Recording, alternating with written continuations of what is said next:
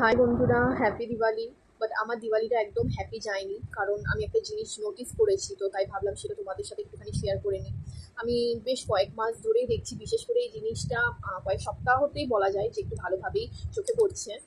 যে আমার না মনে হয় আমার সাথে কেউ কালা জাদু করেছে, বুঝলে। কারণ মানে বাড়ির ঘড়িটা খারাপ হয়ে গেছে। হ্যাঁ, সারাচ্ছি তাও দেখছি খারাপই থাকছে, কিছুতে সারছে না। ফোনের ক্ষেত্রেও তাই।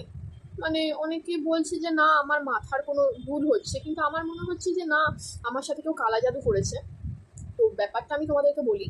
এই ধরে নাও, আমি কিছুদিন থেকে আমার মানে একটুখানি পুজো পুজো ভাব যাচ্ছে বলে আমার কাছে হাতে টাইমটা বেশি আছে, তাই আমি একটুখানি রিলস দেখতে বসছি।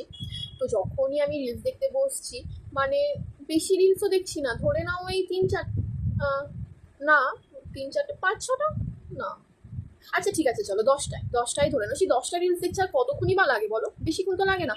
কিন্তু ধরো আমি যদি 7টার সময় রিলস দেখতে বসলাম, 10টা রিলসই কিন্তু দেখছি, হ্যাঁ।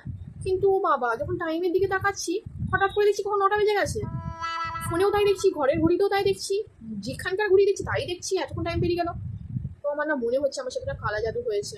এটা কোনো রেমিডিস তোমাদের জানার আছে, একটুখানি আমাকে শেয়ার করো না। বুঝতে পারছি না তো কি করে মুক্তি পাবো, কেউ কালা জাদু করে দিয়েছে।